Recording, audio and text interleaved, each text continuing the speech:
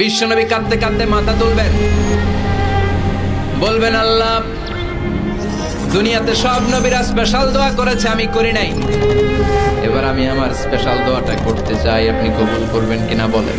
আল্লাহ বলবেন নবী কি আপনার দোয়া বলেন? বিশ্বনবী বলবেন আমার একটা উম্মত যার অন্তরের মধ্যে যাররা পরিমাণ ঈমান আছে, একবার আপনারে আল্লাহ বলে ডেকেছে, একবার আমি বিশ্বনবীর উপর দুরূদ পড়েছে, একবার শাহাদাতের বাণী আমার যে গুনাহগার উম্মত দুনিয়ার বুকে থেকে ঘোষণা দিয়েছে, ওই একটা উম্মত যদি জান্নাতে ঢুকতে না পারে আপনি আমারে জান্নাতে ঢুকাতে পারবেন না। আল্লাহ বলবেন সাল তুতা, সাল সাল তুতা, ওয়াশফা তুশাফা, শাফাত করেন নবী করেন, যার জন্য দোয়া করবেন আমি কবুল করে নেব। দুনিয়াতে বিশ্বনবী কম কষ্ট সহ্য করে নাই, 3 বছর শিয়াবে আবি তালেবে জেল খেটেছে। কয় বছর?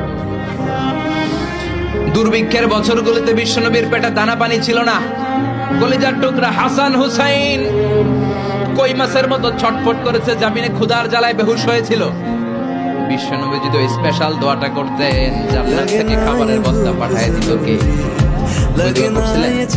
জেলখানায় আল্লাহরে বলছিলেন আল্লাহ স্পেশাল দোয়া করলাম, জেল থেকে মুক্ত করে দেন, করছিলেন। যুদ্ধের ময়দানে নিজের দাঁত ভেঙেছে, উহুদের ময়দান সাক্ষী, বিশ্বনবীর মুবারক রক্তে উহুদের ময়দান রচিত হয়েছে। সেদিনও বিশ্বনবী ওই দোয়াটা করে নাই, চিল্লায় বলেন ঠিক কিনা? তায়েফের ময়দানে বিশ্বনবী কয়েকটা জায়গায় 3 জায়গায় বেহুশ হলেন, বিশ্বনবীর মুবারক দেহে রক্ত ঝরলো। ওই কঠিন বিপদের দিনও বিশ্বনবী এই দোয়াটা করেছেন নাকি? কথা বলেন।